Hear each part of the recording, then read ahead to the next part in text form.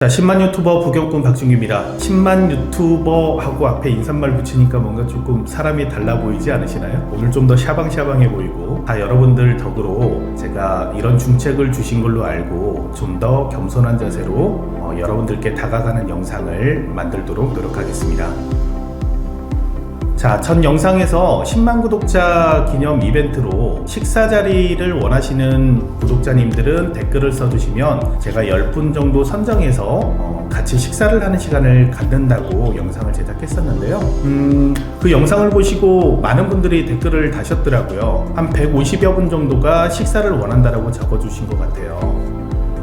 근데 그 사연들을 읽고 10분을 선정하려다 보니까 감히 그 소중한 사연들에 대해서 10분만 선정하는 거는 불합리하다고 생각을 했어요. 그래서 고심 끝에 150여 분을 전원 다 초청을 하는 걸로 결정을 했습니다. 150여 분하고 한 분 한 분 1대1로 식사를 다 하고 싶은데 물리적으로는 불가능한 게 사실이기 때문에요. 세미나 형태를 빌려서 몇 회로 나눠서 이제 집합금지의 기준이 있기 때문에 저희가 몇 회로 나눠서 여러분들 식사 신청하신 분들이 편한 날짜로 잡으셔가지고 방문을 하셔가지고 세미나 같이 참석하셔서 저하고 대화도 나누고요. 대화를 나누시고 돌아가시는 길에 제가 일일이 식사 대접을 못 해드리니까 2인 식사권, 맛있는 브랜드로 2인 식사권을 준비해서 나눠드리도록 하겠습니다. 저하고 굳이 꼭 식사하고 싶은데 같이 식사 못 하시는 분들은 제가 제 사진 이렇게 대형 브로마이드 한 책씩 드릴 테니까 식사하실 때 옆에다 놓고 드시면은 밥이 맛있을 겁니다.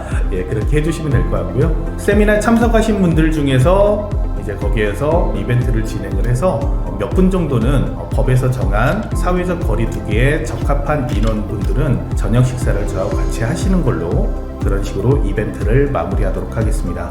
여러분들 댓글 다신 분들 속으로 많이 그러셨을 거예요. 야, 내가 여기다 식사 원한다고 적어봤자 되겠어? 라는 생각들 가지셨을 텐데, 그럼에도 불구하고 댓글을 남겨주신 분들, 실행하신 분들께는 실행력을 강조하는 부경꾼이 그만한 보답은 해야 된다고 생각을 합니다. 이 이벤트는 여러분들께 제가 베푸는 게 아니고요, 여러분들이 저에게 보내주신 사랑을 다시 공유하는 자리이기 때문에 여러분들이 그런 취지로 이해를 해주셨으면 감사하겠습니다.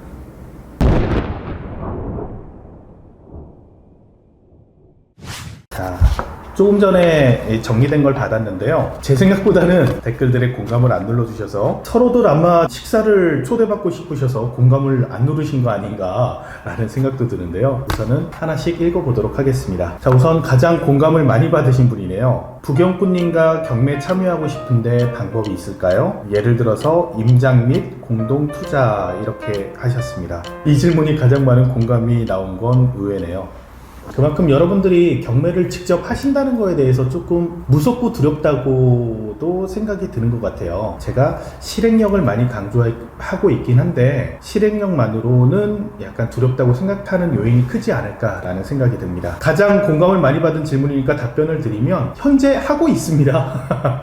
제가 주식회사 더470이라는 회사의 대표이고요. 더470이라는 회사는 10여 가지 업종의 매장을 직접 운영도 하고 있지만 부동산 투자도 하고 있고, 더470 멤버십이라는 멤버십 프로그램을 통해서 멤버십 회원님들과는 참여 투자를 같이 하고 있어요. 더470에서 진행하는 사업에 멤버십 회원님들이 참여해서 같이 사업의 수익을 나누는 참여형 투자를 같이 하고 있습니다. 다음 질문입니다. 경매 스토리님께서 질문해 주셨어요. 경리니 불이니가 경매로 낙찰받은 부동산을 계획대로 진행하지 못하고 곤란한 상황들이 빈번히 발생합니다. 주거용이든 상가든 토지든 이런 어려운 난관에 봉착했을 때 부경꾼님께 도움받을 수 있는 방법이 궁금합니다. 꼭 알려주세요. 저와 같은 경린이들을 위해서요. 라고 남겨주셨어요. 우선은 제가 구독자가 늘다 보니까 회사로도 아니면 제 개인적으로도 의뢰하는 연락이 많이 오고 있어요. 이메일로도 많이 오고 있고 여러 채널을 통해서 들어오고 있는데, 제가 최대한 성심껏 다 상대해드리려고 노력은 하지만 솔직히 전부 다 하기에는 역량이 부족한 건 사실 사실이에요. 저희 직원분들도 요즘 고생을 많이 하고 있는데요. 그래서 제가 지금 당부드리고 싶은 거는 우선 기본적인 건 의사소통을 할 수 있는 채널을 제가 만들어 놨거든요. 네이버 카페에 보시면 부경꾼의 재테크 연구소라는 카페가 하나 만들어져 있습니다. 그 카페에 가입을 하시면요, 서로 묻고 답하기, 전문가에게 질문하기 등 여러 채널들이 있어요. 그곳에서 여러분들이 곤란한 상황이 닥쳤을 때 질문을 하시면은 여러분들 생각과 다른 생각들이 많이 답변이 달릴 거예요. 현재 같이 저희와 함께하고 있는 경매 전문가분들, 아니면 선배님들, 여러분들하고 동등한 경린이 부리님들께서도 여러 의견들을 내주고 계시니까요. 그리고 제가 답변은 항상 다 보고 있어요. 보고 있는 가운데서 혹시나 잘못된 답변이 있다면 제가 직접 수정을 해드리고 있고요. 아니면 획기적인 생각이 있다 그러면 그 밑에 저도 댓글을 남기고 있으니까요. 여러 경매인들의 의견을 같이 의사소통할 수 있는 곳이다. 네이버 카페 부경꾼의 재테크 연구소를 잘 활용하신다 그러면 조금 더 발전하면 국내에서 경매 분야의 1등인 카페가 될 수 있지 않을까? 그렇게 생각을 합니다. 자, 다음 질문입니다. 남자 임씨님께서 말씀해 주셨고요.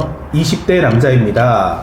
경매 공부를 하면서 주말엔 임장도 다니고 전반적인 부동산에 대한 이해도 높아지고 있습니다. 20대 남자인데 대단하시네요. 하지만 공부를 할수록 여러 사례 등을 알게 되는데 아직은 어린 나이라 남과 껄끄러운 관계를 맺어본 적도 없는 터라 전반적인 사회 경험이 부족하여 덜컥 입찰을 하기도 겁이 나는 건 사실입니다. 참 이 험난한 세상을 홀로 잘 싸워 나가야 하나 혹여나 조력자가 있다면 참 좋겠다라는 생각이 들곤 합니다. 혹시 부경꾼님 밑에서 배우면서 부동산에 대한 식견을 넓혀갈 수 있는 그런 프로젝트가 있는지 혹은 계획 중이신지 궁금하여 문의드립니다. 제 삶의 방향에 대한 진실된 고민을 털어놓고 싶습니다. 감사합니다. 이렇게 남겨주셨어요. 자, 우선 남자 임씨님은 대단하십니다. 20대 남자라고 하셨는데 20대 이른 나이에 이렇게 경매에 관심도 가지시고 주말에 임장을 다니시면서 부동산에 대해서 접근하신다는 것은 굉장히 바람직하다고 생각을 하고요. 당연히 그렇게 생각할 수 있을 것 같은데요. 우선 질문에 대한 답을 드리자면 20대라고 하셨는데 방금 하신 질문은 20대든 30대든 40대든 똑같은 고민을 하고 있는 부분인 것 같아요. 경험이 없기 때문에 무섭죠. 가보지 않은 길이기 때문에. 그래서 조력자가 필요하다. 조금 전에 대답드린 네이버 카페를 이용하시라고 했던 거하고 연관돼서 생각하신다면 좋은 답을 찾을 수 있을 것 같은데요. 경매에서 일어나는 일들은 무궁무진해요. 무슨 일이 일어날지 몰라요. 파란만장하게 이뤄지는데 그거를 해결하는 능력들을 키워가시는 게 경매 능력이거든요. 그래서 이 부분은 네이버 카페에 가입을 하셔서 질문을 하시고 조력자가 필요하다고 하셨는데 진행 과정마다 의문점이 생기거나 궁금하신 점 아니면 어려움이 닥쳤을 때 어떻게 풀었으면 좋겠는 점을 질문을 해주세요. 그러면 여러 선배님들이나 아니면 저희 회사 직원 전문가분들 그리고 제가 답변을 드리는 그런 시간들이 있을 겁니다. 자, 부경꾼 밑에서 부동산에 대한 식견을 넓혀갈 수 있는 그런 프로젝트가 있는지 혹은 계획 중이신지 궁금하여 문의드립니다.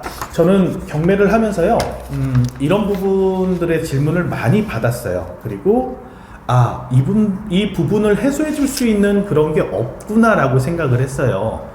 그래서 그런 문제점들을 알고 있어서 더470이라는 제 회사에는 이런 거를 조금 해소할 수 있는 그런 프로그램을 운영 중이에요. 자꾸 제 회사를 홍보하는 게 아니라 이 더470 멤버십에서는 방금 얘기하셨던 그런 조력자의 역할을 회사에서 뒤에서 후방에서 하고 있습니다. 질문이 왔으니까 답변을 드린 겁니다. 더 궁금하신 점이 있으시면은 네이버 카페 보시면 자세히 설명이 나와 있습니다. 이거 10만 구독자라고 Q&A를 하면서 질문에 대한 답을 드리는데 자꾸 제가 회사 홍보만 하게 되는 것 같아서 조금 무안하긴 한데요. 우선은 계속 성실껏 한번 답변을 드리겠습니다. 박명수 님께서 질문하셨습니다. 안녕하세요. 24살 청년입니다. 어렸을 때 일찍 부모님이 이혼하시고 아버지는 도박에 빠지셔서 가난하게 살아왔습니다. 그래서 그런지 난 적어도 아빠처럼은 살지 말아야겠다 항상 되뇌었습니다. 하지만 지금까지도 뭘 해야 하는지, 부자가 되려면 뭘 어떻게 해야 하는지 갈팡질팡하다가 평생 안 읽던 책에서 답을 찾아보자 생각해서 서점에 갔는데 부자 아빠 가난한 아빠란 책에 있어 제목에 이끌려서 무턱대서 사서 읽었습니다. 가난한 사람들과 중산층은 돈을 위해 일한다. 부자들은 돈이 자신을 위해 일하게 만든다. 이 말처럼 저도 부경구님처럼 경매를 해서 제 자산을 가지고 싶습니다. 첫 번째 질문입니다. 글이 길었는데 아직 질문이 안 나온 거네요. 첫 번째 질문입니다. 반대로 부경구님이 2021년 20대 사회 초년생으로 돌아가신다면 뭐부터 하실 것 같나요? 20대로 돌아가면요, 우선 살부터 안 찌게 할 것 같습니다. 네. 말씀드렸죠? 저 물찬제비였다고요. 20대 땐 날라다녔습니다. 자, 질문에 대한 원하시는 답이 아닐 테니까 20대 사회 초년생으로 돌아가면 뭐부터 하실 것 같나요? 저는 20대 23살, 24살부터 유통업에 뛰어들어서 사업을 해왔고요. 지금 19년째 사업을 하고 있는데, 저는 제가 살아온 길을 되뇌어 봤을 때 후회하는 건 하나도 없거든요. 물론 성공된 삶만을 살진 않았지만 아쉬운 부분은 있지만 후회는 하고 있지 않아요. 그 이유는 제가 지금 최종하고 있는 현재 모습에서 예전에 제가 고생했던 아니면 시행착오를 겪었던 모습들이 저에게는 다 큰 자산인 것 같아요. 제가 20가지 업종 정도를 했다 그랬잖아요. 지금 한 2개 정도를 더해서 22개 정도 업종을 한 사람이 됐는데요. 여러 업종을 겪어오면서 배우는 건 항상 있더라고요. 그런 부분들이 저에게 지금 큰 자산이 됐기 때문에 20대 사회 초년생으로 돌아간다 그래도 열정적으로 무슨 일이든 할 것 같아요. 하지만 여러분들께 조금 조언을 해드리자면, 제가 조금 아쉬웠던 건 열심히 살았지만 열심히 사는 목적과 목표에 대해서 조금 더 설정할 필요는 있더라. 부동산 생활이 목표가 되셔야 되고, 제가 여기에서 호떡을 굽고 있어요. 호떡을 구우면서 제가 일을 하고 있어요. 아니면 저기서 접시를 닦으면서 일을 하고 있어요. 하지만 그 목표의 중심의 최종 방향은 부동산이면 된다는 거죠. 호떡을 구우시면서도 지나가는 유동량을 보시면서 부동산의 가치가 어떻게 바뀌는지 관심 있게 보시고, 접시를 닦으면서 일을 하시더라도 출퇴근을 하면서 주변에 입점된 상가들이 어떻게 바뀌는지 본다면은 부동산의 가치를 몸으로 느끼셔야 부동산의 투자, 그리고 부동산 가치 상승을 위해서 무엇이 필요한지 알게 된다고 생각을 해요. 자, 그래서 무엇이든 도전하셨으면 좋겠어요. 무엇이든 실행하셨으면 좋겠고, 단 기준과 중심은 부동산의 가치였으면 좋겠습니다. 두 번째 질문입니다. 마음 먹고 부동산을 공부하려 합니다. 그런데 뭐부터 공부를 시작해야 하는지, 공부할 범위도 많아서 뭐부터 시작해야 할지 모르겠습니다. 공인중개사 자격증을 취득하는 게 맞을까요? 마지막으로 긴 글 읽어주셔서 감사합니다.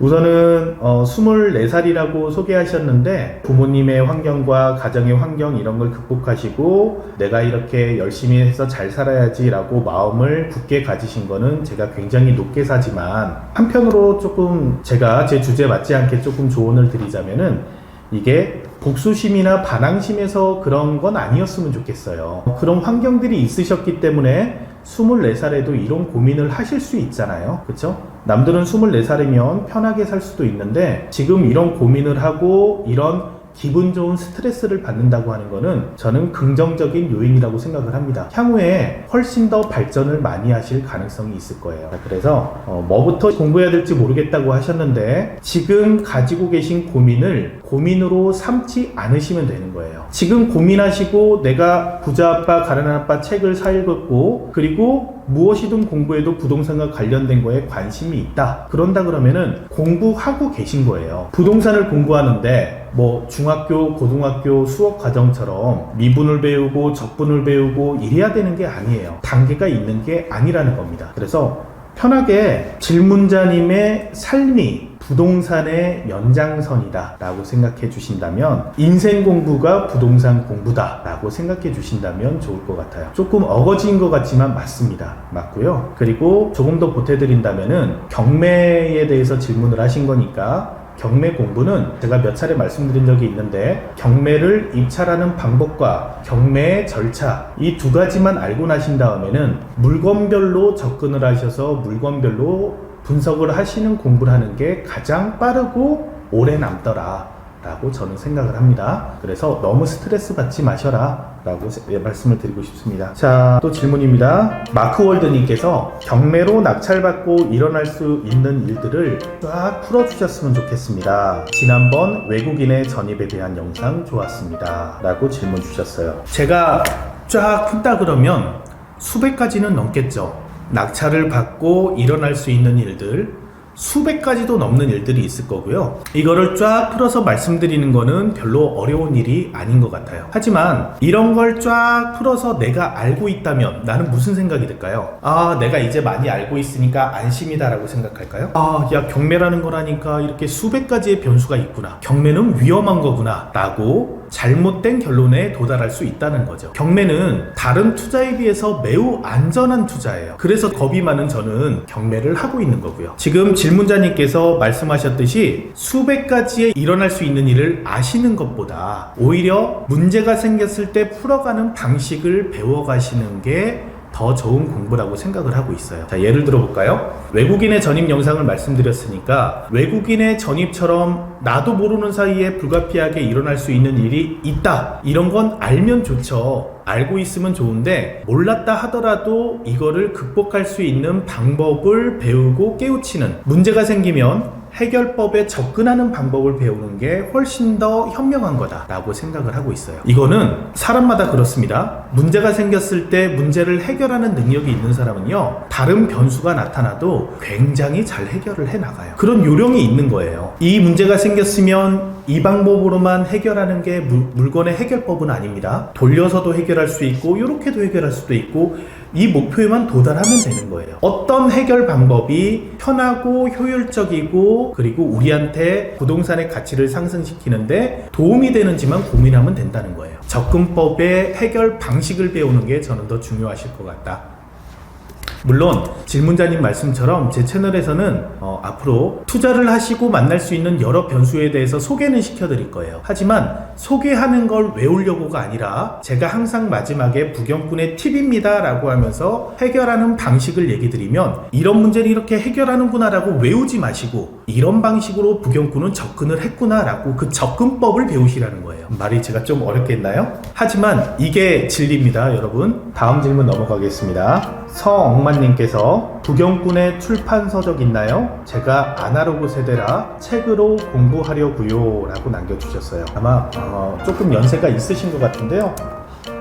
그런데 유튜브를 보시고 유튜브 댓글에 이렇게 글을 남길 수 있다는 것만으로도 아날로그 세대는 훨씬 뛰어넘으신 분 같아요. 디지털 세대 쪽에 좀 더 가까우신 거 아닌가요? 굉장히 젊게 사시는 것 같은데요. 출판 서적이 있냐? 네.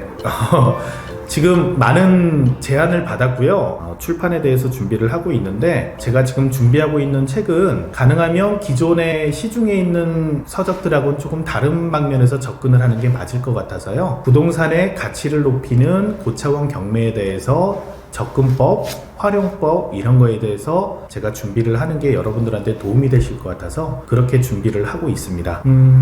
시중에 있는 것처럼 성공 사례당 위주로 책을 내다 보면은 여러분들이 저 사람이 저렇게 해결한 거 보고 부럽고 저 사람이 돈 많이 번 거 보고 나도 해야지라는 생각은 들지만 접근하는 방법에서 어떻게 접근해야 되는지 그 길을 못 찾으실 것 같아서 접근할 때 어떤 부분을 접근해야 되는지를 여러분들께 말씀드릴 수 있는 책이 됐으면 좋겠어요. 그래서 준비를 하고 있고요. 빠르면 올해 안으로, 늦어도 내년 초에는 인사드릴 수 있지 않을까 생각을 합니다. 네, 답변이 되셨으면 좋겠습니다. 아미팔코님께서 질문하셨습니다. 부동산 물건에 따라서 부가가치를 높이는 다양한 방법이 궁금합니다. 두 번째, 부동산 물건 종류에 따라서 현재 가치, 미래 가치를 보는 방법이 매우 궁금합니다. 이런 식으로 한번 얘기 드려볼까요? 부동산의 물건별이니까 아파트다, 빌라다, 상가다, 토지다 뭐 요런 식으로 한번 구분을 해볼게요. 가치가 높다는 거는 누가 판단하는 거죠? 우리가 매도할 때 매수자를 쉽게 찾을 수 있다는 데서 가치를 찾을 수 있겠죠? 그쵸? 수요자가 많기 때문에 가치가 높은 거잖아요. 자, 그러면 부동산의 가치를 높이는 다양한 방법은 수요자가 누군지를 파악하는 것부터 시작을 하는 겁니다. 이 부동산의 수요자를 어떻게 만들어낼 수 있을까를 역으로 계산해야 된다는 얘기예요.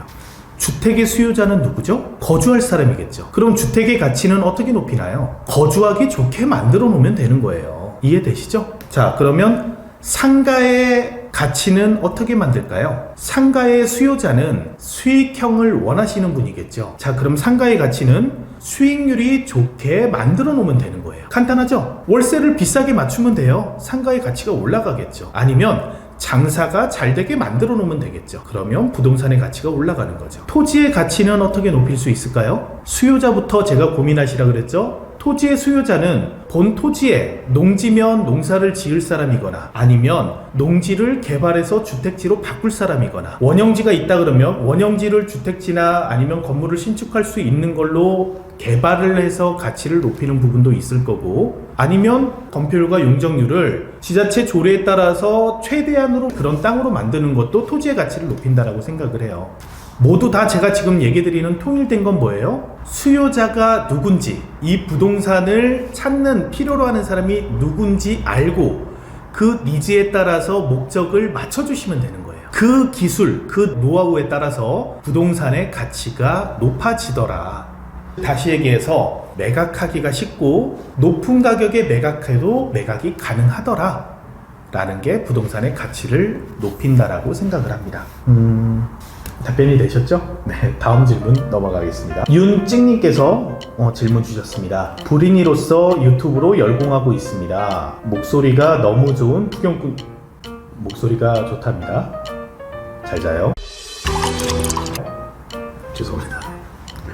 네, 부경꾼님 영상을 계속 볼수록 부경꾼님 회사가 궁금해졌습니다. 경매만 하는 회사인가요? 직접 가서 배울 수도 있나요? 오늘부터 부경꾼님과 식사 미팅하는 꿈을 꿔야겠네요. 이게 공감순으로 읽다 보니까 계속 좀 중복이 되는데요. 아까 초반에 설명을 드렸으니까 회사 홍보는 그만하고 넘어가도록 하겠습니다. 양TV님께서 실행이 답이다. 소액으로 고차원 경매 다시 진행하는 영상 볼 수는 없을까요? 지난 영상에서 너무 아쉽습니다. 고차원 경매 실행하고 답을 찾고 싶습니다. 식사 미팅 요망요 이렇게 남겨주셨어요. 소액으로 고차원 경매하는 모습 보여드리겠습니다. 조금 양해해 주실 거는 제가 영상도 자주 올려달라는 글들이 많은데 저도 자주 영상 올리고 인사드리고 싶은데 기타 다른 업무들이 좀 많다 보니까 여러 부분에 소홀하면 안 돼서 좀 시간 분배를 하고 있으니까 그 부분은 이해를 해주시고요. 소액 고차원 경매는 조금 컨셉을 바꿔서 지금 시도를 하고 있어요. 저희 멤버십 회원님들 중에 제가 몇 분을 이제 지정을 해서 그분들을 팀을 좀 만들어 드렸어요. 그래서 그분들에게 실제 물건을 찾고 매도하는 과정까지를 경험해보는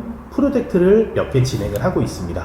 그래서 그 프로젝트별로 처음에 접근 방법부터 매도 과정까지 그리고 부동산의 가치를 어떤 부분에 높이는 데 집중을 했는지를 컨텐츠로 제작을 해서 여러분들께 소개를 해드리는 시간을 갖도록 할게요. 저희 일반 회원님들께서 진행하고 있는 것들도 소액 컨텐츠들이 있어서 회원님들은 유튜브 소재로 쓰셔도 된다고 하는 부분도 있는데 개인정보적인 개인의 좀 비밀적인 부분들이 있어서 제가 막상 이렇게 또 공개하기가 껄끄러운 부분이 있는 것도 사실이에요. 그런 부분은 좀 이해를 해주시고요. 지금 조금 전에 얘기했던 프로젝트는 저희 회사에서 직접 투자를 해서 저희 회사의 영상으로 보여드릴 거기 때문에 개인정보 영향이 크게 없을 것 같아서 그런 식으로 컨텐츠를 준비해 보도록 하겠습니다. 자, 김향숙님께서 부경꾼님 10만 축하드립니다. 무언가 다른 채널과는 다릅니다. 아낌없이 팍팍 나누어 주셔서 100만도 곧 실행이 될 것 같습니다. 누구에게도 알려주고 싶지 않고 저만 보고픈 채널입니다. 자, 1번 경매에도 종류가 참 많습니다. 아파트, 빌라, 상가, 토지, 산, 도로 경매 등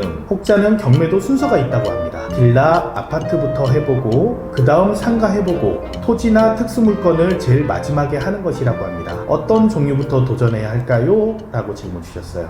자, 우선 간단하게 질문 드리면 절대 전혀 순서가 없습니다. 이거는 고차원 경매에 대해서 여러분들이 조금 이해를 하시면 편해요. 개인의 역량에 따라서 그 물건의 부가가치를 높이는 작업을 고차원 투자 수익 구조라는 말로 표현을 하고 있어요. 뭐가 들어갔죠? 개인의 역량이라는 말이 들어갔어요. 자, 그러면 개인의 역량이 무엇이냐? 각자 다른 거예요. 저처럼 장사를 오래 한 사람은 장사를 접목해서 부동산의 가치를 높이는 방법을 쓸 수가 있고요. 아니면 제가 일반 부동산을 일반 매매로 많이 사고 팔았던 사람이야. 아니면 저는 공인중개사를 좀 공부해보고 공인중개사 현장에서 일을 해봤던 사람이야. 이런 분들은 주택을 사고 팔면서도 고차원 경매를 실현하실 수도 있어요. 일반 물건을 등록하고 매도하는데 최적화돼 있잖아요. 그런 생리를 잘 아시기 때문에 그런 부분도 충분히 가능하다는 겁니다. 금매로 물건을 등록하고 금매로 처분하는 거에서도 능숙능란하시면 언제 매수하고 언제 매도해야 되는지 그 타이밍을 잡으실 수 있는 감이 있으신 거예요. 자, 그리고 농사를 많이 지어보신 분이다. 그러면은 뭐 예를 들어서 농지를 대량으로 사서 농지연금을 받는 정책을 쓴다든가, 아니면 여기 농사를 지어서 농작물로 부수익을 거둬서 농작물로 인해서 수익을 만들 수 있는 고차원 경매를 하실 수도 있겠죠. 그렇죠? 그러니까 본인이 가진 역량을 가장 발현하기 좋은 투자 수익 구조를 찾으시는 거예요. 서로 할 수 있는 투자 수익 구조는 다르더라. 물론 몇 명은 중복되는 경우도 있겠지만 그래도 그 안에서 저만 할 수 있는, 특화시킬 수 있는 고차원 투자 수익 구조는 분명히 있더라라는 거예요. 그 블루오션을 찾는 거는 여러분들 몫이에요. 그래서 이거를 예를 들어 볼까요? 장사만 오래 하던 사람이 경매계로 들어와서 나는 주택을 아파트부터 시작해야 되는구나 라고 잘 모르는 아파트 분야를 파고들 필요가 없다라는 거죠. 또 아파트에 좀 전문적이 될 만하니까, 알만하니까 이대로 얘기를 하면 아파트를 했으니까 상가로 또 가야겠네요. 그 다음 단계니까. 그러면 아파트에서 쌓았던 노하우를 다 버리고 상가로 가시는 꼴이 된다는 거죠. 그렇죠? 그래서 아파트 수익이 높다, 상가가 높다, 토지가 높다, 요건 일반적인 얘기는 할 수 있지만 개인의 역량에 따라서 투자 수익이 뭐가 높은지는 개인의 차이가 있더라. 그리고 더 쉽게 접근을 하시고 활용도 훨씬 잘 하시더라. 그러니까 이런 생각은 안 가지셨으면 좋겠습니다. 내가 가진 역량이 무엇이 큰지 아는 게 중요하다. 그리고 추후에 경매 공부를 하신다면 내가 가지고 있는 역량을 잘 파악한 다음에 부동산의 가치를 높일 수 있는 역량을 키우는 공부를 하는 게 부동산 공부다. 계속 반복해서 말씀드리고 있는 겁니다. 꼭 잊지 않으셨으면 좋겠어요. 자, 두 번째 질문입니다. 실행이 답이다. 너무 멋진 말입니다. 하지만 실행이 참 어렵습니다. 우물쭈물 망설이다 시도도 못합니다. 실행하기 위해서 무조건 저질러야 할까요? 라고 질문 주셨는데요. 첫 번째 답변과 조금 연장이 되는 것 같은데, 실행이 답이다지만 무조건 실행하는 건 무모하겠죠? 그쵸? 뭐 그건 다 아시잖아요. 우선은 기본적으로 준비돼야 되는 것들이 있죠. 자금이 준비가 돼야 될 거고, 그리고 물건의 출고 전략을 잡을 수 있어야죠. 출고 전략은 어떻게 해야 된다고요? 1안, 2안, 3안 여러 가지 안에 출고 전략이 있는데 그 중에 꼭 한 개는 무조건 100%에 가까운, 무조건 빠져나올 수 있는 출구 전략이 있는 물건이라야 투자가 들어가는 거예요. 아우, 시세보다 쌌으니까 어떻게 팔리겠지, 급매면 나가겠지. 이건 출구 전략이 아니라는 겁니다, 여러분. 그래서 실행이 답이다라는 말은 사전의 준비와 출구 전략이 완성됐을 때는 망설이지 마시라는 얘기예요. 그때는 실행이 답이다 라고 생각하신다면 더 좋은 답변이 될 것 같습니다. 여러분들이 소중하게 댓글을 달아주셨기 때문에 저도 계속 이렇게 질문을 읽고 답을 드리는 게 도리인 것 같아서 계속 진행을 해볼게요. 개냥이 나니님께서 질문 주셨습니다. 안녕하세요 대표님, 저는 직장인인데 지난 겨울 대표님 세미나 무료 초청 이벤트도 참석했었습니다. 그게 벌써 지난 겨울인가요? 네, 시간 빠르네요. 정말 좋았는데 혹시 서울 쪽에서도 정기 세미나를 진행하실 계획은 없는지요? 아니면 주말반이라도요? 식사 미팅 요망 10만 이벤트 식사권 응모합니다. 꼭 다시 뵙고 싶어요 라고 남겨주셨어요. 우선은 좋게 말씀해 주셔서 진심으로 감사의 말씀 먼저 드리겠습니다. 저번 세미나에 오셨었는데 다시 한번 세미나를 듣고 싶다는 얘기네요. 뭐 자주 만나서 인사하고 그러면 좋죠. 저도 좋아합니다. 저도 여러분들하고 만나는 자리, 오프라인 자리를 굉장히 좋아해서 온라인보다는 오프라인을 더 선호하기는 하는데, 회사가 가지고 있는 역량으로 지금 최대한의 효율을 내면서 지금 일정을 잡고 있거든요. 그래서 현재 상태에서 더 늘리는 거는 쉽지 않아 보여요. 세미나는 월마다 진행을 하고 있는데 아까 얘기했던 더470 멤버십 회원님들을 대상으로 한 달에 3, 4회 정도 진행을 하고 있어요. 세미나를 하고 있어서 더 늘리기는 솔직히 쉽지가 않은 건 사실인 것 같고요. 주말반도 생각은 하고 있습니다. 왜냐면 죄송한 마음이 있어요. 진짜 직장인분들은 평일에 시간이 안 되시는데 제가 지금 평일로만 일정들을 잡고 있기 때문에 요청은 많아요. 요청이 많은데 주말까지 진행하는 건 솔직히 현재로서는 무리가 되는 건 사실입니다. 하지만 약속드릴 수 있는 건 조만간에 어떤 기회를 잡아서 이런 게 아니라 다시 한번 만날 수 있는 그런 자리를 마련해 보도록 할게요. 예를 들어서 책을 출판하게 된다면 출판을 기념하면서 전국 순회 강연 같은 거 제가 강의를 한다는 얘기가 아닙니다. 여러분들께 제가 감히 제가 강의하는 거 들으러 오세요 이게 아니라 여러분들하고 소통하고 만날 수 있는, 인사드릴 수 있는 그런 자리 정도는 마련할 수 있지 않을까라고 생각을 하고 있어요. 우선 현재 만족시켜드리지 못하고 있는 점은 죄송스럽게 생각하고 좋은 기회를 저도 한번 잡아보도록 하겠습니다. 관심 주셔서 다시 한번 감사드립니다. Y충님께서 오프라인 강의 또는 온라인 강의를 해주실 수는 없을까요? 라고 질문 주셨는데, 간단히 얘기 드리면 오프라인 강의는 현재 세미나 형태로 진행을 하고 있고요. 온라인 강의 같은 경우에는 4월달 정도에 기초반 수업이 온라인 강의로 오픈할 예정입니다. 그래서 우선은 온라인 강의라 그래서 여러 부분에 치중해서 전문적 지식을 드리는 게 아니고요. 경매를 입찰할 때 꼭 필요한 사항들만 추려서 하는 알짜배기 강의로 준비하고 있으니까 온라인 강의는 4월 정도에 아마 오픈을 할 거고 여러분들께 공개를 해드리도록 하겠습니다. 자, 다음 질문입니다. 존방님께서 부경꾼의 영상을 보면 남부럽지 않게 잘 사실 수 있을 것 같은데요. 왜 카페를 차리고 사람을 모읍니까? 식사 미팅 요망. 예. 공격하신 건 아니죠? 공격하시고 식사 미팅 요망이라고 적진 않으셨을 것 같고 진짜 궁금하셨을 것 같아요. 본 질문은요, 질문자님도 궁금하실 거고 여러분들 궁금해 하시는 분들 많을 거예요. 부경꾼 제가 무슨 자선사업가도 아니고 바보가 아닌데 자기 혼자 잘 먹고 잘 살면 되지, 그렇게 돈 많이 번다 그러면 혼자 잘 먹고 잘 살지 왜 영상을 유튜브를 찍고 카페에서 사람을 모아서 멤버십이라는 걸 하고 이렇게 하지? 라고 생각하시는 부분 당연하다고 생각합니다. 일반 저를 모르는 분들만이 아니라 저희 하다못해 부모님, 저희 형님은 저한테 많이 그러죠. 이렇게 피곤하게 살려 그러니 좀 편하게 좀 해라.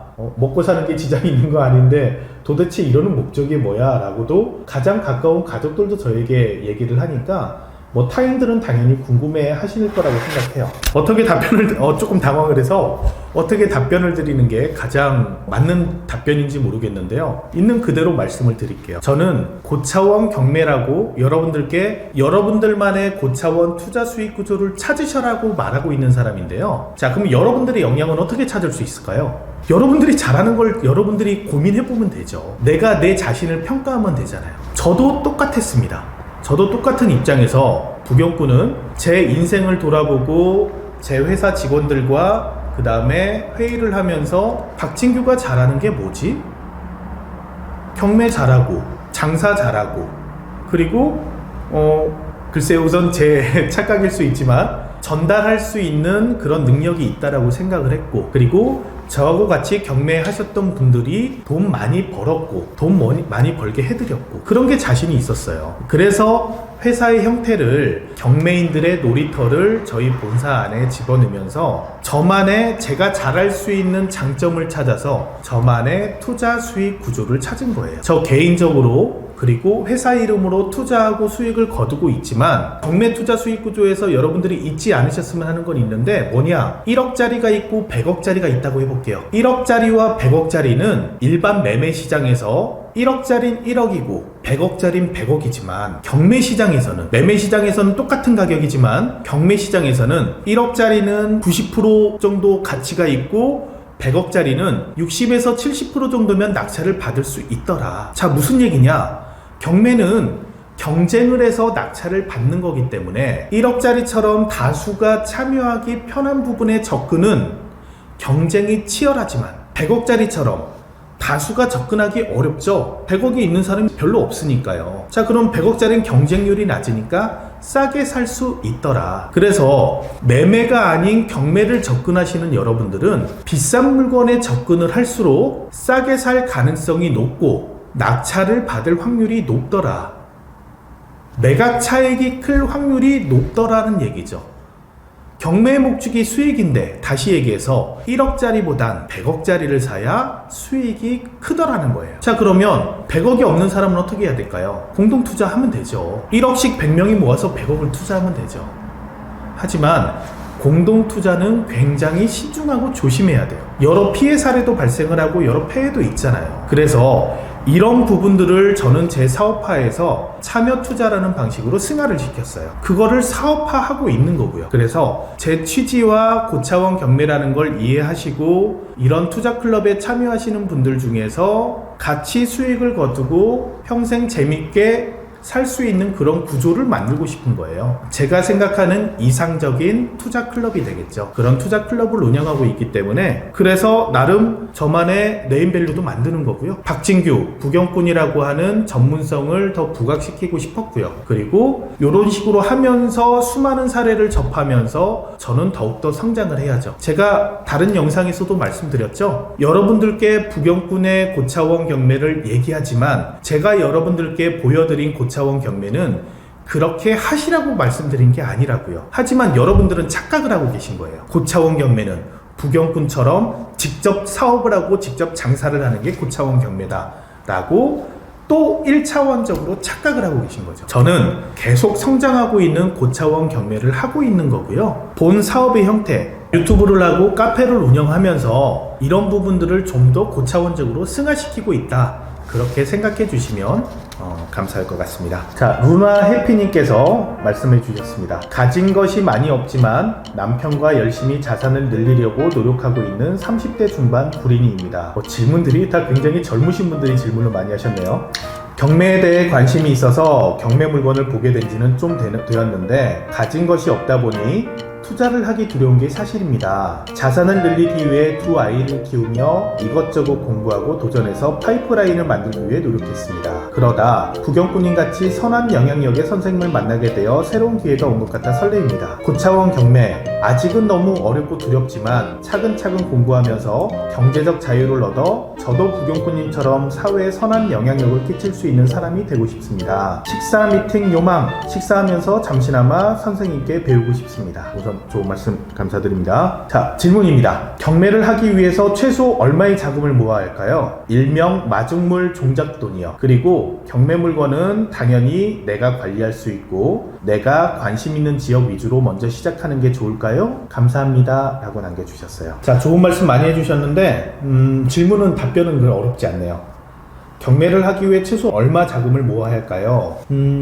이거는 답변이 100만 원일 수도 있고 1억일 수도 있고 10억일 수도 있죠. 자, 제가 드린 앞선 답변 중에 그 정답이 있는데요. 고차원 경매를 하기 위해서는 고차원 투자 수익 구조가 필요하고 고차원 투자 수익 구조는 개인의 역량에 따라서 결정되는데 개인의 역량이 내가 예를 들어서 지분 경매 100만 원짜리를 사서 협상을 통해서 200만 원 파는 능력이 있다. 그러면 내 종잣돈은 100만 원으로도 경매 물건을 찾아서 할 수 있겠죠. 아니면 내가 중고자동차 매매센터를 하는데 중고차를 누구보다 잘 볼 능력이 있고 아니면 중고차를 해외로 수출하는 수출업자하고 물건을 컨택할 수 있는 능력이 있다 한다면 부동산 경매 중에서 자동차도 있는 거 아시죠? 자동차 같은 경우를 경매로 사가지고 시세 이하면은 사서 그 차익을 취하는 경매를 할 수도 있겠죠. 그쵸? 아니면 어떤 분은 농지를 사서 농지를 농장으로 만들어 가지고 되파는 능력이 있으시다면 그 최소 농지를 운영할 수 있는 기계화 돌릴 수 있는